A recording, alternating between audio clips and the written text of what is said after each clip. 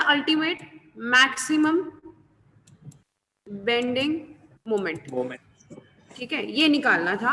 मैं आप लोगों को बता रही थी कि फर्क क्या था वहां पर। जब हम वन वे स्लैब करते थे, वन वे स्लैब के लिए हम लोग क्या कैलकुलेट करते थे, जो नॉर्मल यूडीएल लग रहा होता था, मैक्सिमम यूडीएल से कितना स्लैब पे लोड आ रहा है, क्योंकि वहां पे वन डायरेक्शन में था। यहाँ पे कोड ने ही हमें प्रोविजन दिया, कोड ने जो क्लॉज मैंने आपको उस दिन पढ़ाए थे, उसी क्लॉज में ही लिखा था कि हमें कौन से फॉर्मूला से निकालना है,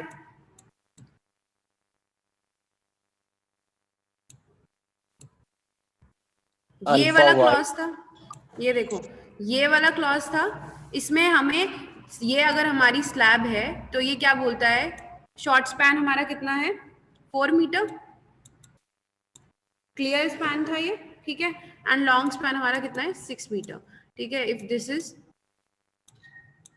Ly, दिस इज Lx।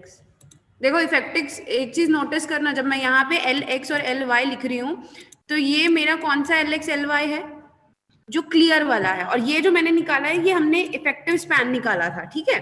तो दोनों में कंफ्यूज नहीं होना कैलकुलेशंस करते वक्त। तो हमने क्या किया था, जब कोड का ये वाला स्टेप रीड किया था, व्हाट वी फाउंड कि हम लोगों को इस केस में जो मोमेंट निकालना है वो किस फॉर्मूला से निकालना है, शॉर्ट स्पैन में alpha X W U L X square, ठीक है। डब्ल्यू यू हमारा जो ये वाला जो हमने कैलकुलेट किया है, ये वाला जो एक्सटर्नली लगेगा, and alpha Y W Y L X square. यहाँ पे ये वाला कौन सा है, जो ये जो डब्ल्यू वाई कंसीडर कर रहे हैं, सॉरी ये डब्ल्यू यू नॉट वाई, ये गलत लिखा हुआ है मैंने, ये डब्ल्यू यू है बच्चे, इसमें वाई मत लिखना, इट इज डब्ल्यू यू, जो नॉर्मल हमारा यू डब्ल्यू यही वाला 1350 न्यूटन पर मीटर वाला, ठीक है।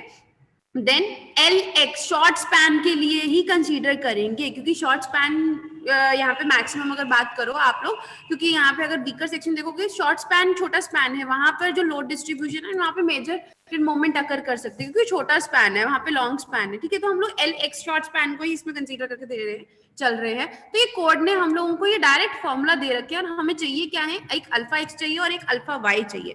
अल्फा एक्स और अल्फा वाई, यहाँ पे ये देखो ये टेबल ये जो है ये क्या है, ये हमारा जो रेशो है किसकी है, इफेक्टिव स्पैन की, कैपिटल एल लेकर चलेंगे यहाँ पे, ठीक है।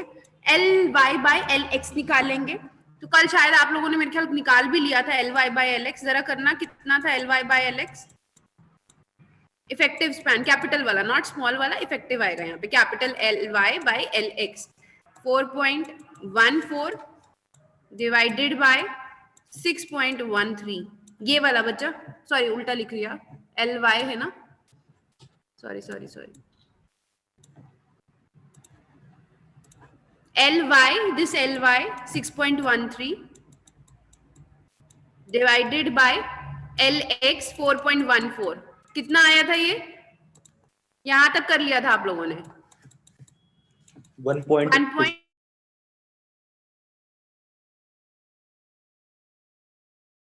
L Y by L X की रेशियो निकाली, हमें चाहिए क्या है, अल्फा एक्स चाहिए, अल्फा वाई चाहिए। तो 1.48 की बात करें, 1.48 कहां पे लाई करेगा, इसके बीच में, यहाँ पे, समझ रहे हो, 1.4 से लेकर 1.5 के बीच में 1.48 आएगा ना, तो 1.48 की वैल्यू क्या हमें रहेगी, इंटरपोलेट करनी। हम इंटरपोलेशन करते हैं, यहाँ पे जरा देखते हैं, देखो अगर मैं यहाँ पे इस तरह से लिखूं अल्फा एक्स अल्फा वाई, तो 1.4 रेशो के लिए कितना है अल्फा एक्स 0.099, ठीक है, और 1.5 के लिए कितना है 0.0, ये देखो ना यहां से उठा रही हुई वैल्यू, 1.4 के लिए अल्फा एक्स कितना है 0.009 0099, यहाँ पे 1.5 के लिए कितना है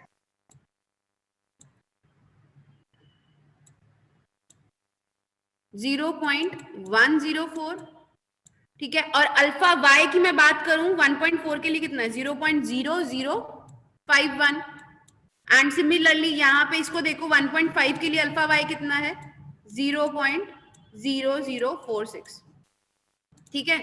ये अगर वैल्यूज हैं, अब ध्यान से देखो, ये 1.4 के लिए, ये 1.5 के कॉरेस्पॉन्ड,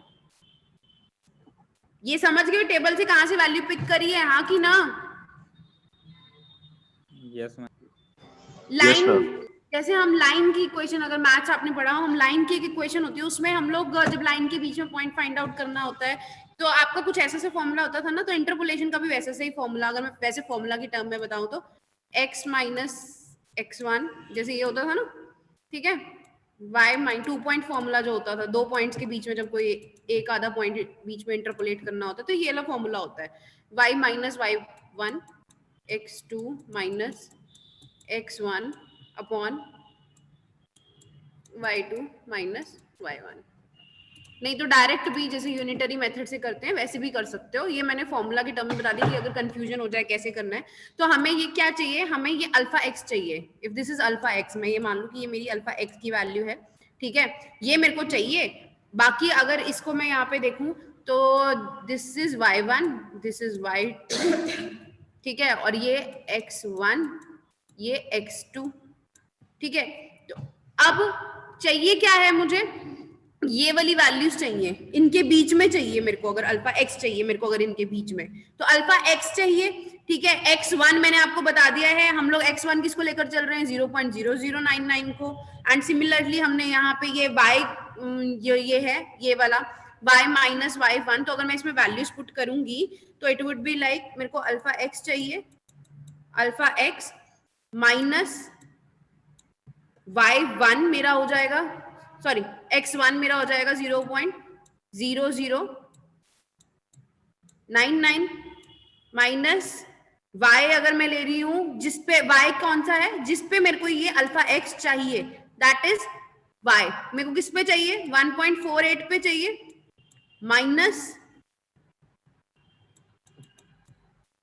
y1 मैंने किसको लिया 1.4 इक्वल्स टू x2, अब आपको पता ही है x2 किसको ले रहे हो 0.104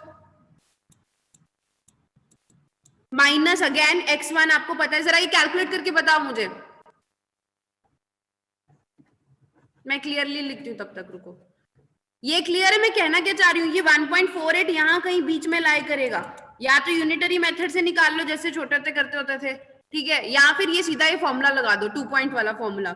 1.48 के लिए चाहिए तो ये यहाँ कहीं बीच में लाई करेगा, तो बीच में लाई करने के लिए अगर मेरे को 1.4 पे पता है, 1.5 में पता है, तो दोनों का उस हिसाब से रेशियो निकालते हैं, तो 2 पॉइंट फॉर्मूला लगाया है, ठीक है, और वो फॉर्मूला ये है, तो मतलब अगर this is x1, this is x2, ये y1 y2, y हमारा हो गया 1.48, जरा फॉर्मूला में पुट करके मेरे को बताओ कितना आ रहा है वैल्यू।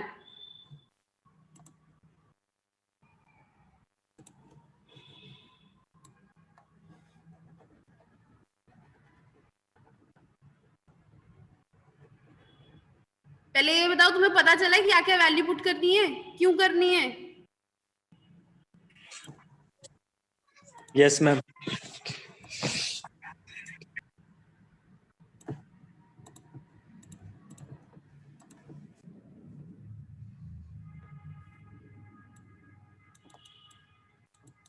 मैं यहाँ पे लिख देती हूँ दोबारा से, जिसको नॉर्मल यूनिटरी मेथड से इंटरपोलेशन नहीं आती है वो ये फॉर्मूला से कर सकता है, 2 पॉइंट फॉर्मूला से।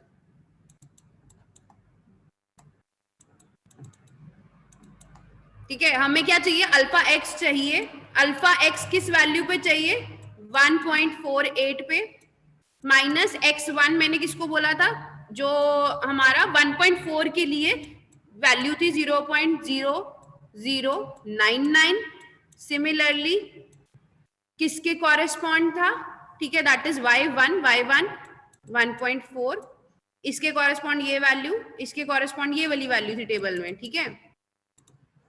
सिमिलरली अब अगर यहाँ पे x2 क्या है हमारा 0.104 minus x1 that is 0.099, y2 कितना था 1.5 टेबल में जो वैल्यू थी, और y1 हमारा क्या हो गया 1.4, जरा कैलकुलेट करके बताओ ये मुझे। और ये मैंने अभी आपको दिखाया, ये वैल्यूज कहां से आई, टेबल से आई हैं, जो कोड में हम लोगों को अल्फा एक्स अल्फा वाई वाला टेबल है। सिमिलरली मेरे को अल्फा वाई भी निकाल के बताओ, यहां से अल्फा एक्स आएगा, यही इसी तरह से हम लोग अल्फा वाई के लिए निकालेंगे, जब अल्फा वाई में पुट करोगे ये विकास जल्दी बताओ क्या आई वैल्यू अल्फा एक्स और अल्फा वाई की? समीना, विकास, यस मैम निकाल रहे हैं। निकालो निकालो।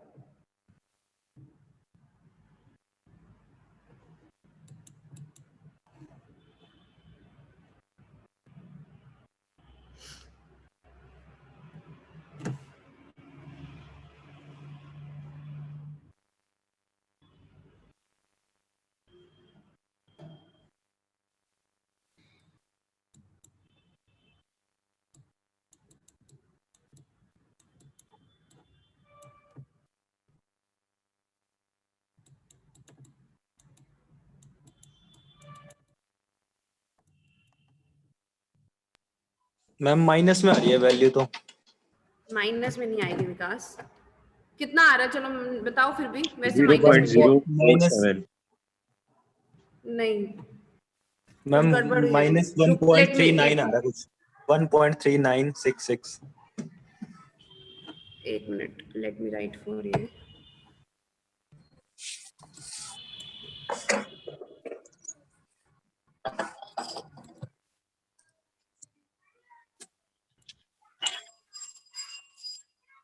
तब तक आप लोग अल्फा वाई भी निकाल के बताओ। ये 0.0046 है, अल्फा वाई के लिए था।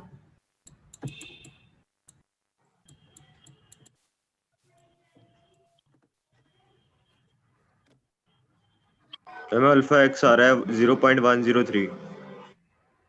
हाँ इतना ही आना चाहिए।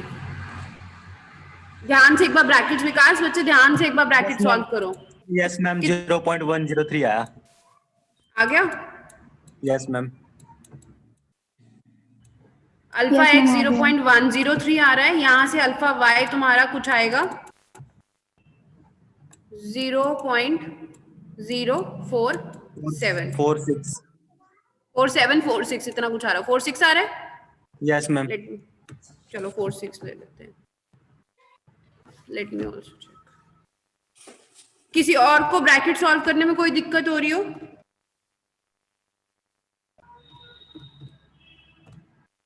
ये वाला ब्रैकेट आपका आ रहा होगा 0.08। ठीक है, जब ये पूरा सॉल्व कर रहे होगे, ये समथिंग, ये सारा, ये ऊपर नीचे पूरा डिवाइड करने के बाद ये कुछ आ रहा होगा 0.005। तो अब 0.005 और 0.008 को मल्टीप्लाई कर दो। दिस इज 0.008 ये वाला, एंड ये वाली पूरी रेशो 0.005 आ रही होगी। 0.05 इंटू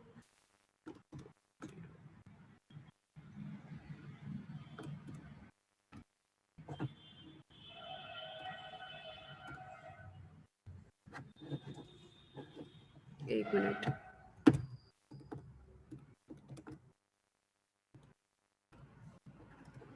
ये तो हमारा 0.1 हो गया। विकास ये कितना है? 0.0046। चलो जो भी है। Yes ma'am. ठीक है, चलो तुम्हें अल्फा एक्स और अल्फा वाई तो क्लियर। अब हमारा एम यू का मतलब एम एक्स निकालना है और एम वाई निकालना है। एम एक्स का फॉर्मूला अगर लगाओगे तो alpha X W U codes में जो है and L X square. L X is our effective span. तो अल्फा एक्स हमारा क्या आया? 0.103 आया। ये आया ना यहाँ पे, ये वाला अल्फा एक्स। ठीक है, डब्ल्यू यू हमारा कितना है? वैल्यूज देखना, न्यूटन मीटर में है। ठीक है, तो याद रखना यूनिट क्या चल रही है, न्यूटन मीटर। 13500 न्यूटन मीटर में इंटू एल एक्स स्क्वायर। तो ये क्या हो गया? एल एक्स इफेक्टिव स्पैन 4.14 ले रहे हैं। 4.14 का स्क्वायर कैलकुलेट करके बताओ कितना आ रहा है।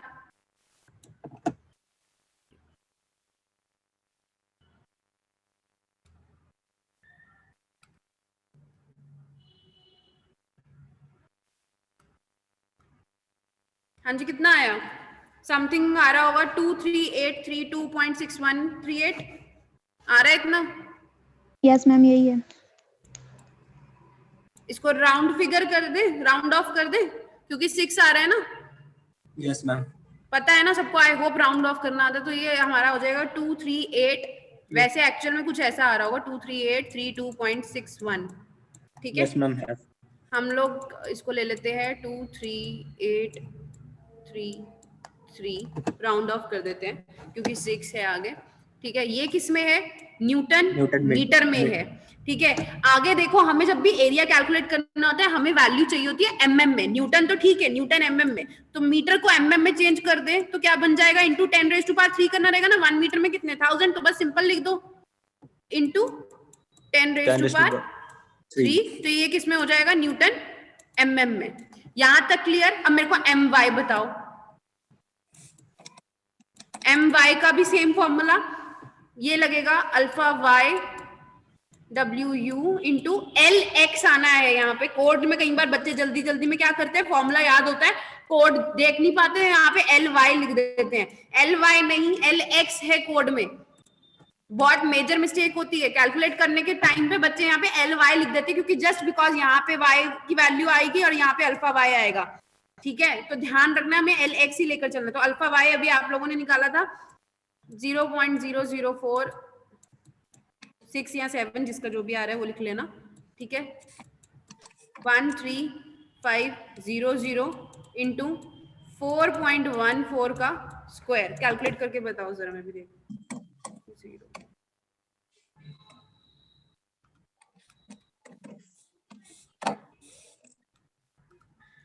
10875.07 जीरो है आगे तो इसलिए हम उसको राउंड फिगर में उतना ही ले लेते हैं। 10875 सही है, ठीक है। इनटू अगेन हमें, क्योंकि ये न्यूटन मीटर में थी वैल्यू तो यूनिट यही आनी थी, तो हम लोग इसको क्या लिख लेंगे, किस में ले लेंगे वैल्यू को?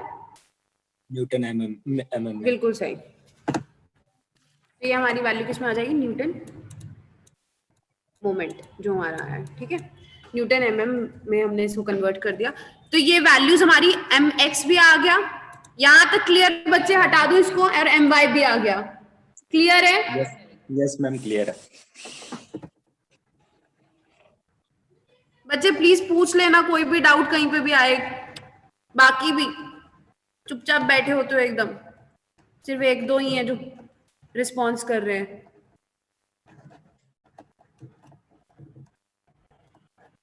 नेक्स्ट स्टेप क्या होगा खुद बताओ? अल्फा हमें एम एक्स पता चल गया, एम वाई पता चल गया, एरिया ऑफ स्टील कैलकुलेट करना। बिल्कुल बिल्कुल, हमें एरिया ऑफ स्टील कैलकुलेट करना है, ठीक है। अच्छा एक चीज वैसे बताती हूँ, चेक वैसे लगाते नहीं है, लेकिन अगर हमें चेक लगाना हो कि क्या जो हमने डेप्थ एज्यूम करी, याद हो तो हमने 1 वे स्लैब में भी मैंने आपको बताया था, चेक हमने किया था एक, कि अगर हमें चेक करना हो डेप्थ जो हमने एज्यूम करी है, जो हमने L/D ये वाली जो हमने डेप्थ लगाई है, मतलब 160 mm जो हमने कैपिटल D एज्यूम किया था L/D से, ठीक है, वो रेशो को हमने कंसीडर करते हुए जो हमने D निकाला था, वो कितना निकाला था? 160 mm निकाला था। तो अगर ये हमें चेक करना हो कि ये जो 160 mm है ये हमने सही निकाला है कि नहीं, ठीक है, तो हम किससे करेंगे? हमारे पास My तो आ ही गया है और Mx भी आया। Mx कितना था? 23833 इंटू 10⁻³ था ये, ठीक है।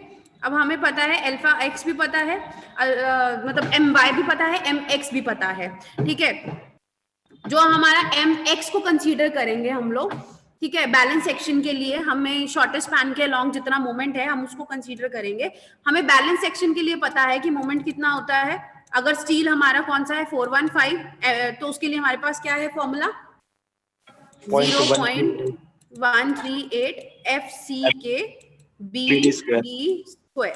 तो यहां से हम एम एक्स लेंगे, ठीक है, शॉर्ट स्पैन के लॉन्ग जो मोमेंट है उसको कंसीडर करेंगे। तो यहाँ पे जरा जब वैल्यू पुट करेंगे ये वाली 23833, चेक करना है कि हमने जो 160 mm ली है डेप्थ, यहाँ से हमें ये डेप्थ चाहिए, क्या जो ये जो 160 mm डेप्थ है क्या वो सही ली भी है कि नहीं, ठीक है। तो यहाँ पे हमारी 10⁻³ 0.138 FCK हमारा 20 है, ठीक है, newton mm square into B, width जो हम लेकर चलते हैं 1000 एज्यूम करी होती है स्टार्टिंग, क्योंकि हम एक सिंगल स्ट्रिप के लिए, अब हमें उस सिंगल स्ट्रिप के लिए कितनी यहाँ पे इफेक्टिव डेप्थ आ रही है वो चेक कर लेते हैं, दैट इज dx, क्योंकि mx वाला लेकर चल रहे हैं, ठीक है। तो हम dx से कंपेयर करेंगे। तो अब जरा ध्यान दीजिए,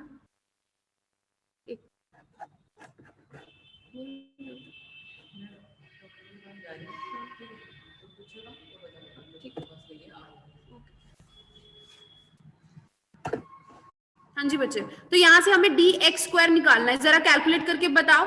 ये वैल्यू इधर चली जाएगी डिवाइड में, ये भी नीचे डिवाइड में हो जाएगा, ये भी चला जाएगा, और बाद में अंडर रूट। जरा मेरे को कैलकुलेट करके बताइए।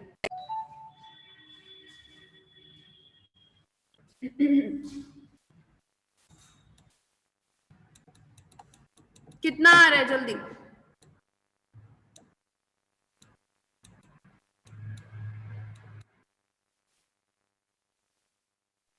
.92 समथिंग आ रहा है मैम, 92.7। बिल्कुल से 92.92 आ रहा होगा, या पता नहीं 72 कुछ, मैंने जब कैलकुलेट किया था। Yes, ma'am. 92.92 शायद, ठीक है।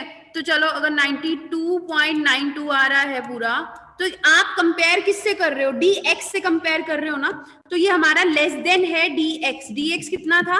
ये लिखा हुआ dx जब हमने इफेक्टिव डेप्थ निकाली थी 140, तो ये कम है ऑब्वियसली, फिर इट मींस हमने जो डेप्थ प्रोवाइड करी है ज्यादा प्रोवाइड करी है, तो ज्यादा प्रोवाइड करी है तो सेफ है। तो इट मींस कम से, मतलब जितना मिनिमम, ये मिनिमम वैल्यू निकाली थी हमने, ये मिनिमम से तो कम ही, मिनिमम से तो मतलब ज्यादा प्रोवाइड किया है हमने। अगर हमने ज्यादा प्रोवाइड किया है तो इट मींस हमने जो डेप्थ ली है वो सेफ है।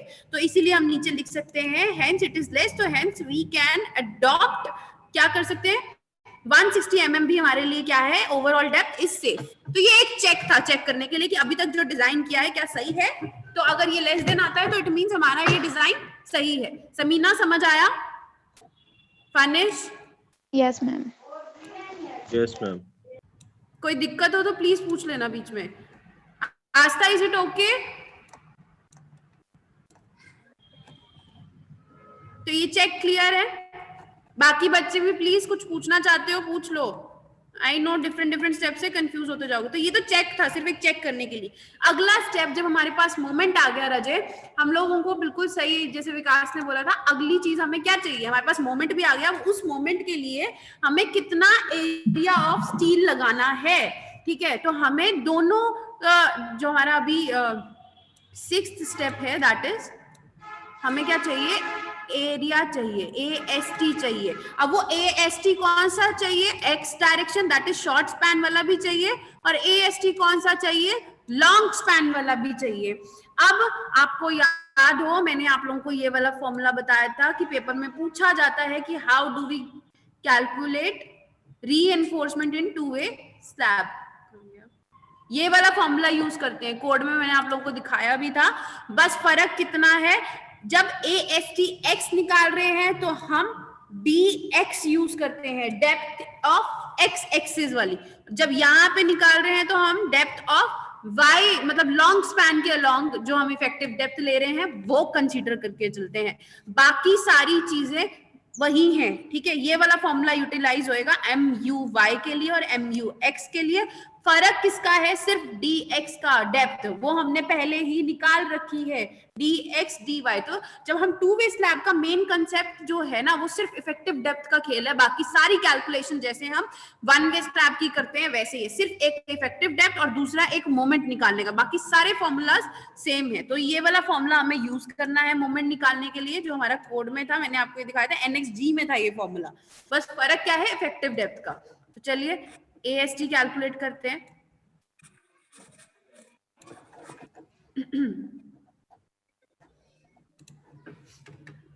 आप लोग भी साथ साथ करो। MX, जब ASTX निकालना है, फॉर्मूला क्या है, MX 0.87 FY AST X bracket में DX minus FY ASTX upon में FCK इंटू B, ठीक है। पूछ लेना, मैं यहाँ पे इतना क्लियरली नहीं लिख पाती हूँ तो देख लेना अपना, ठीक है। 0.87 FY हमारा कौन सा है, 415 है, AST हमें चाहिए जो निकालना है, ठीक है। DX कितना है हमारा 140 mm, यूनिट्स का ध्यान रखना, ठीक है। FY अगेन 415, AST चाहिए FCK 20, विड्थ हमारी कितनी है 1000 mm, ठीक है। MX में कौन सा लेना है मोमेंट, ये वाला X एक्सिस के लॉन्ग, शॉर्ट स्पैन के लॉन्ग जो निकाला था, दैट इज 2383 इंटू 10⁻3। बच्चे क्वाड्रेटिक इक्वेशन बनेगी, जैसे उसमें वन वे में भी क्वाड्रेटिक बन रही थी, इसका क्वाड्रेटिक इक्वेशन बनेगी। जरा सॉल्व कीजिए, 0.87 इंटू 415 करोगे, जब इनको मल्टीप्लाई करोगे तो ये तुम्हारा कुछ आएगा 361.05। मैं इक्वेशन सॉल्व करके दिखा देती हूँ। करो जरा, पहले तुम भी करो, जब तक खुद नहीं करोगे तब तक नहीं पता चलेगा, नहीं तो गलती करोगे पेपर में। जब 0.87 इसको मल्टीप्लाई करोगे ये कुछ इस तरह से आएगा 361.05 AST x dx हमारा अंदर 140 माइनस ये वाली चीज सॉल्व करना जरा 415 वाली,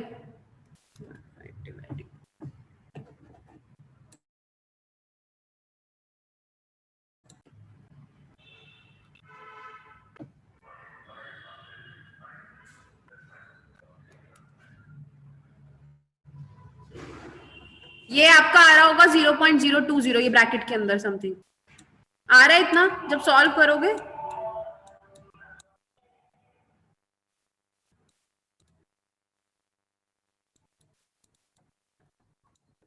अब ये जो वैल्यूज है इनको ब्रैकेट में मल्टीप्लाई कर दो, ठीक है।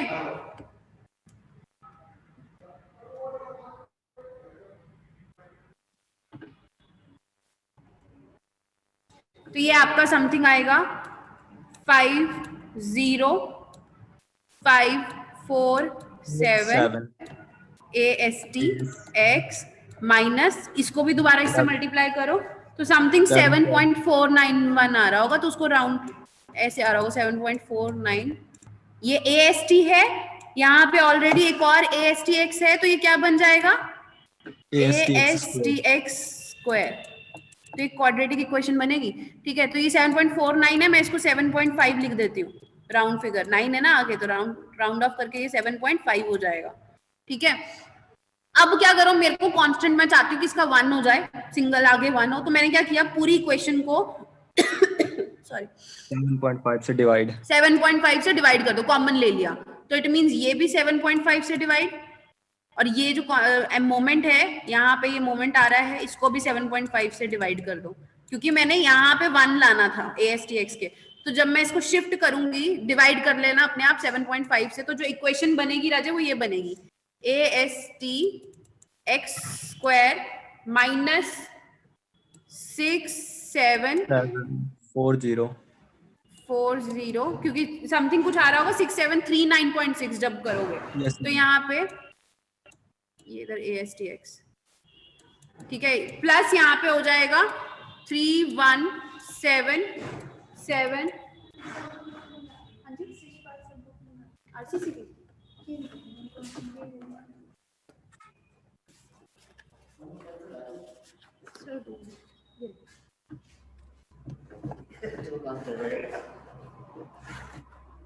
सॉरी बच्चे,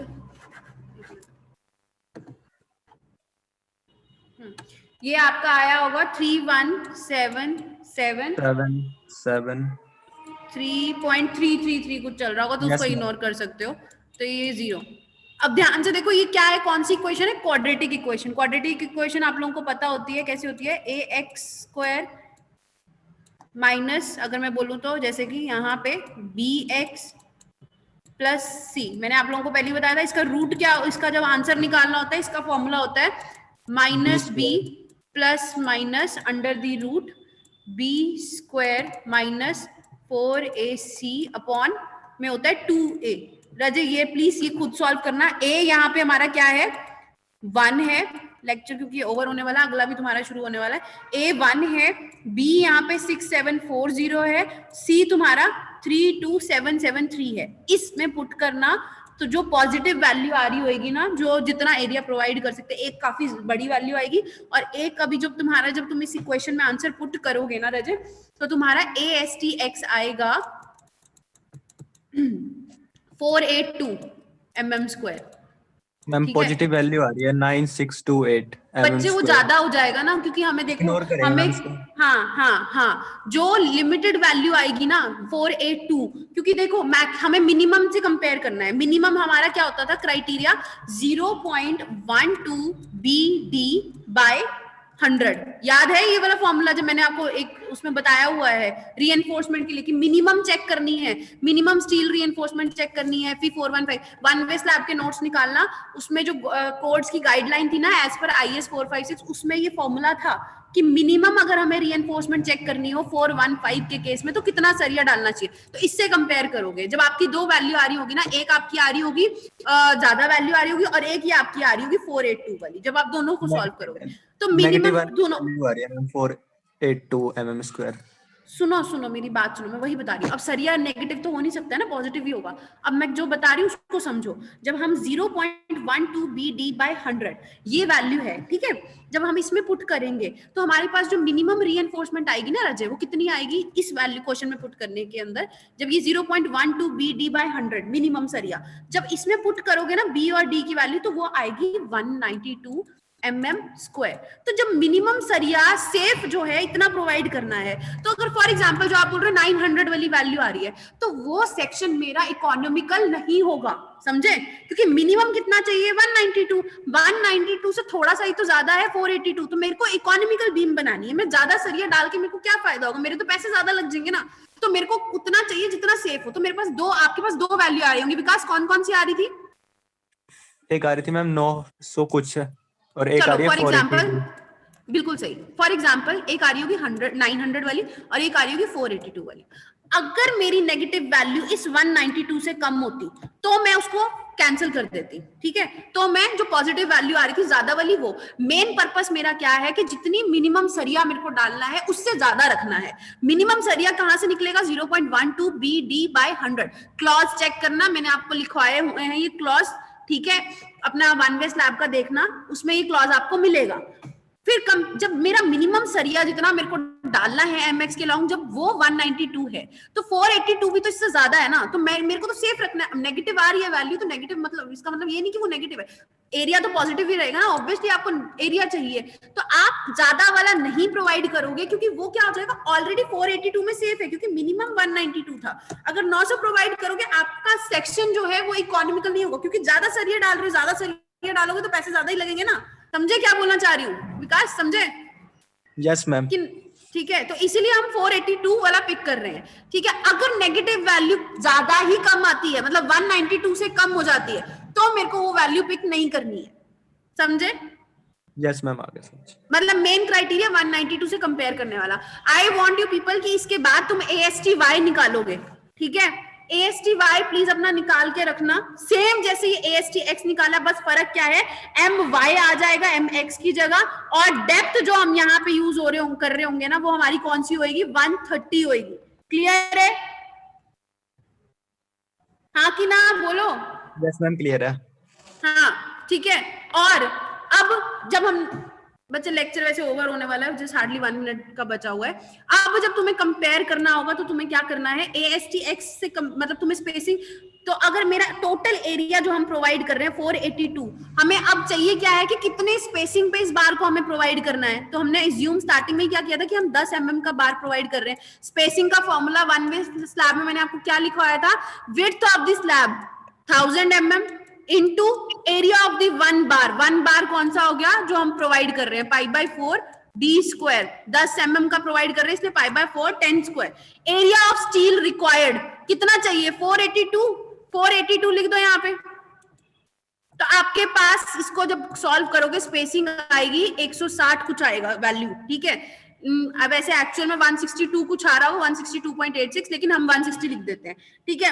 अब 160 के लिए स्पेसिंग के लिए कितना सरिया चाहिए, तो वो आप उसको उल्टा सॉल्व करके देख लेना, यहाँ पे 160 ले जाना, तो आपके पास स्पेसिंग बेसिकली आ गई, ठीक है। तो आपको ये पता चल गया कि शॉर्ट स्पैन के अलोंग कितनी स्पेसिंग में हमें कौन सा 10 mm का 160 की स्पेसिंग पे हमें प्रोवाइड करना है। ऐसे ही आपने MY वाला कैलकुलेट करना है। क्लियर है? यस मैम क्लियर है। बस यहीं तक है। उसके बाद आपको सेक्शन ड्रॉ करना है।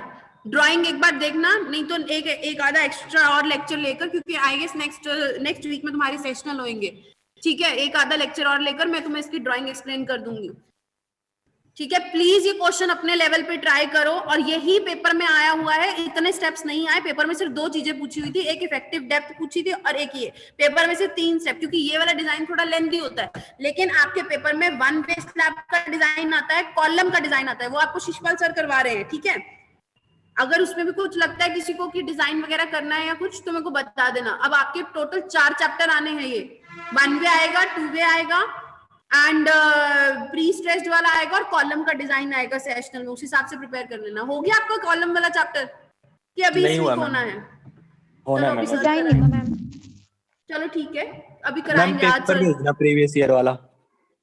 बच्चे वो जो लिंक भेजा हुआ है ना विकास, गूगल ड्राइव वाला, उसमें है पेपर। नहीं मिल रहा मैम उसमें, पता नहीं चलो मैं क्या। आपको पेपर की फोटो खींच के भेज देती हूँ, ठीक है। ठीक है चलो थैंक यू क्लास, ओके।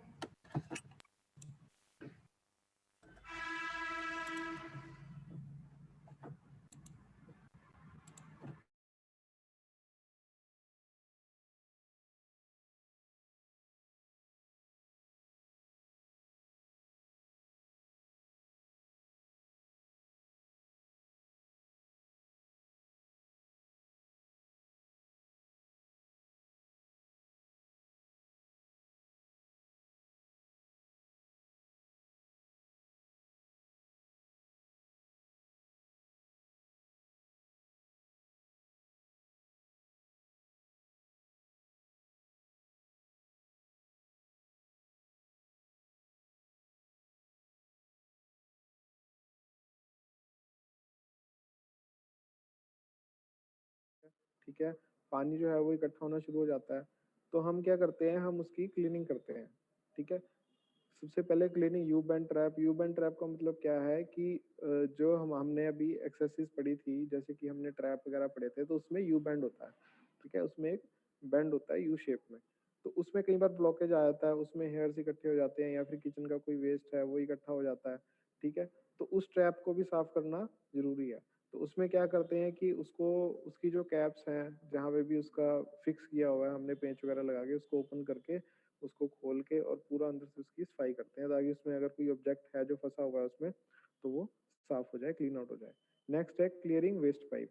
अब वेस्ट पाइप क्या है कि वॉश बेसिन से जो ड्रेन आउट हुआ, जितना भी मटेरियल ड्रेन आउट हुआ, उसको हमने क्लीन करना है, ठीक है। वॉश बेसिन से क्या होता है, कई बार हम उसमें सब्जी के छिलके गिर देते हैं, या फिर कोई और उसमें ऐसा मटेरियल गिर देते हैं जिसकी वजह से नीचे जो पाइपलाइन है जहाँ पे वो जा रहा है, आउटफ्लोज का जा रहा है, वो ब्लॉक हो जाता है। तो उसमें भी यही प्रोसीजर है कि उसमें नीचे से उसकी जो पाइप है उसको ओपन करो, और उसमें से पाइप में जो भी उसमें मटेरियल फंसा हुआ है उसको क्लीन आउट कर दो। तो ऐसे ही हमने जितनी भी हमारे पास ये अप्लायंसेस हैं, जितने भी हमारे पास जो सैनिटरी जो कनेक्शन हैं, उनका हमने ध्यान रखना है कि उसमें कहीं पे भी किसी भी तरह की ब्लॉकेज ना आए। अब नेक्स्ट है हमारे पास laying sanitary and sewer pipes, ठीक है। ये हमने टॉपिक पहले पढ़ लिया है, laying sanitary and sewer pipes. दोबारा से वही चीज़ है पूरी, ये एक बार इसमें भी है ये। पहले हमने जो पाइपलाइन के बारे में पढ़ा था कि वाटर सप्लाई सिस्टम है जो हमारा, जहाँ हमने रिंग सिस्टम और ये सब पढ़े थे, उसके बाद हमने लेआउट पढ़ा था सैनिटरी पाइप्स का, सीवर पाइप्स का। तो अब इस टॉपिक में भी हमारे पास यही है कि हम जो सीवर पाइप्स है, सैनिटरी पाइप्स है, उसका लेआउट कैसे करते हैं, ठीक है। तो देखते हैं इसमें क्या लिखा हुआ है। Sewer are laid down so that the sewage can flow under gravity and sloping towards the outflow।